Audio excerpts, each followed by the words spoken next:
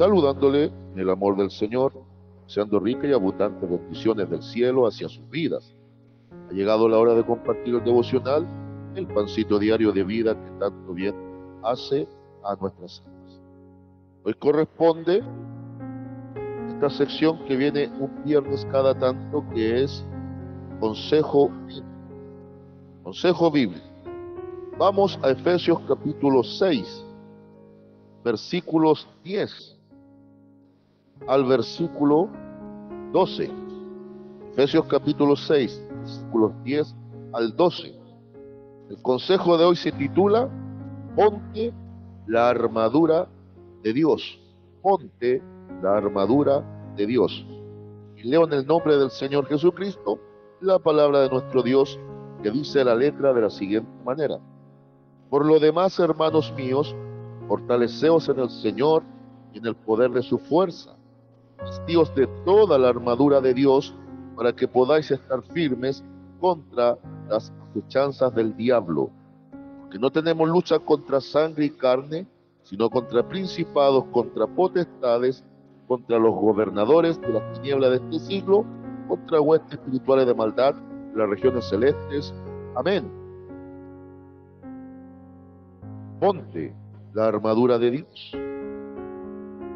A veces se nos olvida que estamos en medio de grandes conflictos espirituales. Se nos olvida que la vida del cristiano está marcada por constantes luchas y conflictos. Y pareciera que nos descuidamos de nuestra vida espiritual. Y cada tanto también pareciera que queremos que Dios haga todo por nosotros. Y aquí Pablo está diciendo: eres tú, soy yo. Es el creyente el responsable de activar y de accionar.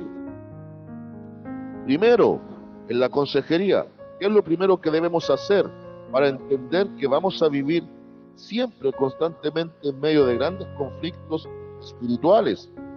A través de la tentación, a través de las pruebas que Dios va a permitir, y a través incluso del accionar del enemigo por medio de personas. Entendamos que la lucha no es carnal, la lucha es espiritual. Pablo enseña que las armas de nuestra milicia no son carnales, sino que son poderosas en Dios para destrucción de fortalezas. Las grandes fortalezas del diablo son los argumentos.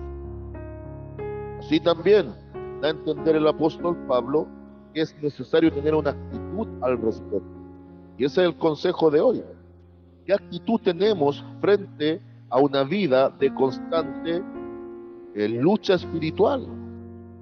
Pablo dice: lo primero que debes hacer, fortaleceos en el Señor y en el poder de su fuerza. Necesitamos un revestimiento de gracia, pero para que ese revestimiento de gracia se transforme en aquella armadura de Dios, que a partir del versículo 13 en adelante nos muestra que tiene 7 componentes, donde el último es la oración, como el eslabón final de esta cadena de 6 partes de armadura y armamento, de equipamiento del soldado de Cristo, que finalmente va a permitir la articulación de esta armadura. Por ende, Pablo dice: fortalécete en el Señor y en el poder de tu fuerza. En otras palabras, no confíes en propias capacidades. Ve constantemente como animal sediento a las aguas de Dios por medio del Espíritu.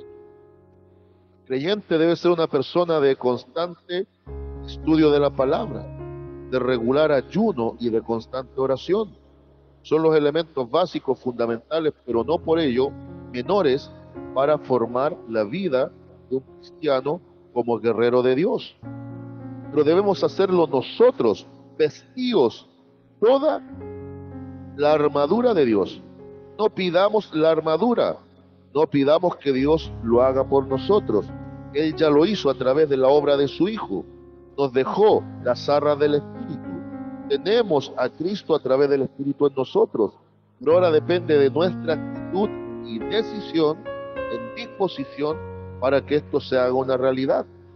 Y les recuerda que el fin de esto es poder estar firmes contra toda trampa del enemigo. y les recuerda que la lucha es espiritual y que no es carnal. Entonces, en el consejo de hoy debemos considerar lo siguiente. Número uno, no es con nuestras propias fuerzas y nuestras propias capacidades.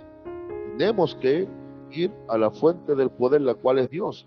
Número dos, esto depende siempre de una situación de actitud y de accionar. Aprendamos a discernir qué le corresponde a Dios sobre nosotros, qué nos corresponde a nosotros en este llamamiento que Dios nos ha hecho. Finalmente, como número tres, no nos olvidemos, esto es una lucha espiritual. Por ende, no odiemos a las personas.